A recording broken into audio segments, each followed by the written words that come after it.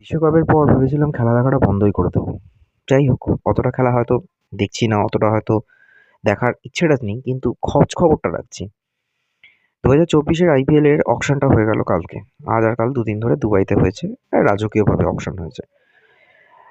প্রায় 8 বছর পর মিচেল স্টার্ক এবছর IPL এ অংশ নিচ্ছে এবং নিজের বেস প্রাইস রেখেছিল 2 কোটি টাকা।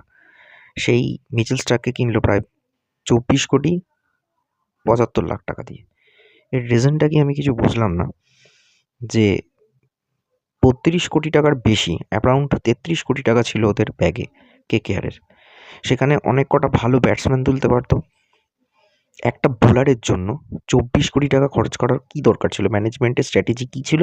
আই ডোন্ট নো, আমার মাথায় ঢুকলো না। গৌতম গম্ভীরের মতো একজন ক্ষুরোধার ব্যক্তিত্ব রয়েছে, কী সেন্সে 24 কোটি টাকা দিয়ে কিনলো? সবচেয়ে বড় কথা হচ্ছে যে প্যাট কামিন্সকেও কিনেছে 20,53,00,000 টাকা দিয়ে। অবভিয়াসলি অস্ট্রেলিয়ার ক্যাপ্টেন, অবভিয়াসলি টেস্ট চ্যাম্পিয়নশিপ জিতেছে, ওয়ার্ল্ড কাপ জিতেছে, সব কটা তকমা রয়েছে অস্ট্রেলিয়ার হাতে, এবং সব কটাই হয়েছে এই প্যাট কামিন্সের জন্যই। হয়তো সেই স্ট্র্যাটেজিটার জন্য প্যাট কামিন্সকে নয় নিয়েছে, কিন্তু KKR কেন নিল? শুধুমাত্র একটা বোলারের জন্য? অবভিয়াসলি একটা শুধুমাত্র বোলার 4 ওভার বল করবে, যদি চোট লেগে যায় তো মিটে গেল। আদারওয়াইজ 14টা ম্যাচে 4 ওভার করে 56 ওভার বল করবে, তার জন্য ওকে নিল 24 কোটি টাকা দিয়ে। সেখানে কয়েকটা ভালো ব্যাটসম্যান তুলতে পারতো, মনীষ পান্ডেকে নিয়েছে, কিন্তু সেরকম একটা পোটেনশিয়াল বেসড ব্যাটসম্যান ধরে রাখতে কেন পারছে না? শুভমান গিল একটা সময় KKR-এর হয়ে খেলতো, সেই শুভমান গিলকে ছেড়ে দিয়েছে। আজকে সে জিটিতে গিয়ে একদম চাঁদের হাট করে দিয়েছে, এবং হয়তো এই বছরে যদি রোহিত শর্মা ওখানে না যায় তাহলে ওই লিড করবে। রোহিত শর্মাকেও নিতে পারলো না। রোহিত শর্মা 18 কোটিতে খেলতো, 15 কোটিতে খেলতো, 20 কোটি দিয়ে নিতে পারতো। রোহিত শর্মা ইন্ডিয়ান ক্যাপ্টেন, সেটাও করলো না, ট্রান্সফার করলো না। এখন এটা ঠিক যে রোহিত শর্মার ট্রান্সফার KKR-এ হবে কি হবে না সেটা একটা ধোঁয়াশা রয়েছে। আফটার অকশন এটা ক্লিয়ার হবে। সিমিলার জিটিতেও যাচ্ছে কিনা সেটাও আফটার অকশন ক্লিয়ার হবে। কিন্তু অকশনে যা প্লেয়ারগুলো উঠেছে, যারা রিটেন করেনি এবং ছেড়ে দিয়েছিল যে সমস্ত দলগুলো, সেখানে মিচেল স্টার্ককে কেন 24 কোটি দিয়ে নিল? আমার এটা মাথায় ঢুকছে না যে এইটা কেন মাথায় আসছে না, একটা ভালো প্লেয়ার তোলার থেকে একটা ভালো টিম গঠন কেন KKR লাস্ট 7-8 বছর ধরে করছে না? কম্প্যাক্ট টিমের মধ্যে আন্দ্রে রাসেলের বয়স হয়ে যাচ্ছে, আগের মতো পোটেনশিয়াল নেই, চোট প্রবণ প্লেয়ার হয়ে যাচ্ছে সমস্ত প্লেয়ারদের। স্টার রাইজিং প্লেয়ার একমাত্র রিঙ্কু সিং আছে। রিঙ্কু সিং এখন ইন্ডিয়ার হয়ে চান্স পেয়ে গেছে, রেগুলার খেলতে পারবে নেক্সট 2-1 বছরের মধ্যে। ODI টিমেও চান্স পেয়েছে, সাউথ আফ্রিকা ভালো খেলছে, সব বুঝলাম, কিন্তু দুটো একটা প্লেয়ারকে দিয়ে তো হবে না, না? বোলিং, ব্যাটিং সব মিলিয়ে একটা কম্প্যাক্ট টিম বানাতে হবে। রেগুলার প্লেয়ার যারা ইন্টারন্যাশনাল প্লেয়ার খেলছে, ইন্টারন্যাশনাল খেলাতে রয়েছে, সেরকম পোটেনশিয়াল ধরে রাখার মতো বা প্রেশার হ্যান্ডেল করার মতো প্লেয়ার গুটি কয়েক থাকছে। প্রত্যেক বছর দেখা যাচ্ছে যে অকশনে গিয়ে পুরো ধেড়ি দিচ্ছে, এবং KKR এবছরও সেম কাণ্ডটা করলো।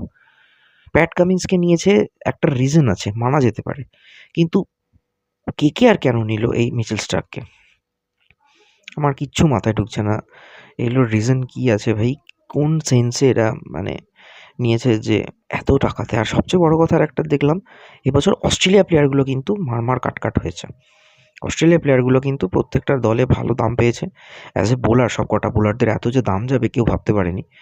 স্টিভ স্মিথ আনসোল্ড হয়ে গেছে। স্টিভ স্মিথকে নিতে পারতো Kolkata. Steve Smith kind of strike rotate করা ব্যাটসম্যান, হয়তো অতটা মেরে খেলবে না, কিন্তু স্ট্রাইক রোটেট করে করে খেলতে পারবে।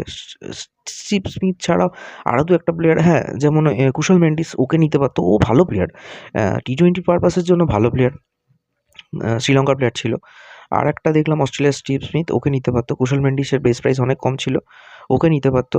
আর ইন্ডিয়া প্লেয়ারের মধ্যে অনেক কটা প্লেয়ার ছিল যাকে নেওয়া যেতে পারতো। কী করলো ভগবান জানে। মনে হচ্ছে যে এই বছরও IPL-টা ধেড়াবে। IPL নিয়ে খুব একটা ইন্টারেস্ট নেই, কেন? পুরোটাই লিগের খেলা, পুরোটাই টাকা পয়সা ওড়ানোর ব্যাপার হচ্ছে। তাও ঠিক আছে, খেলা সম্পর্কিত যেহেতু একটু ওয়াকিবহল, এবং ক্রিকেট নিয়ে বরাবরই একটা পাগল করা মন ছিল, ক্রিকেট পাগল ছিলাম। খারাপ লাগছে যে মুম্বাই ইন্ডিয়ান্সে রোহিত শর্মা 5 বার ট্রফি জেতানোর পর ওকে ছেড়ে দিল, এবং হার্দিক পান্ডে এইভাবে একবার জিটি থেকে আবার মুম্বাই ইন্ডিয়ান্সে এলো এত টাকা দিয়ে, এবং হার্দিক পান্ডে একটা কন্ডিশন দিয়েছিল যে আমাকে যে দলই নেবে সেই দল যেন আমাকে ক্যাপ্টেন করে, তবেই আমি সেই দলে যাব। হার্দিক পান্ডে বুঝিয়ে দিল, ভাই আমি দলের হয়েই খেলবো, দেশের থেকে বড় কথা আমার কাছে ক্লাব ক্রিকেট, এবং ক্লাব ক্রিকেট যখন খেলবো আমি সুস্থ হয়ে যাব, আর যখন ইন্ডিয়া হয়ে খেলতে যাব তখনই আমার পায়ে টান ধরবে, তখনই আমি ওয়ার্ল্ড কাপ ছেড়ে দেবো। হার্দিক পান্ডিয়া বুঝিয়ে দিল আমার কাছে টাকাটাই আসল, আমি রোলেক্সের ঘড়ি পরবো, রোলস রয়েস চড়বো, এবং আমি একটা ল্যাভিডিয়াস লাইফ লিড করবো, এইভাবে করবো। দেশের হয়ে আমি যখনই কিছু করতে যাবো আমার চোট এসে যাবে, এবং তাই ঘটছে। দেখা যাচ্ছে যখনই যা ঘটছে, সাউথ আফ্রিকাতে চোট, তাই টিম লিড করলো কে না, সূর্যকুমার যাদব। ওর এখন চোট চলছে, হার্দিক পান্ড্যার এখন চোট আছে, হার্দিক পান্ড্যার চোট চলবে।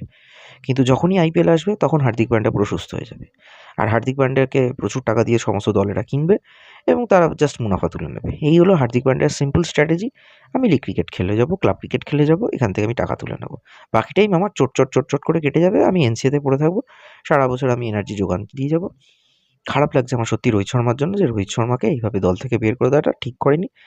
রোহিত শর্মার জন্য মানে সিরিয়াসলি, যে এত বছর ধরে মুম্বাই ইন্ডিয়ান্সকে লিড করলো, এত সুন্দর সব কিছু পারফরমেন্স করলো, তাদের যে ফলোয়ার কমেছে ঠিকই হয়েছে।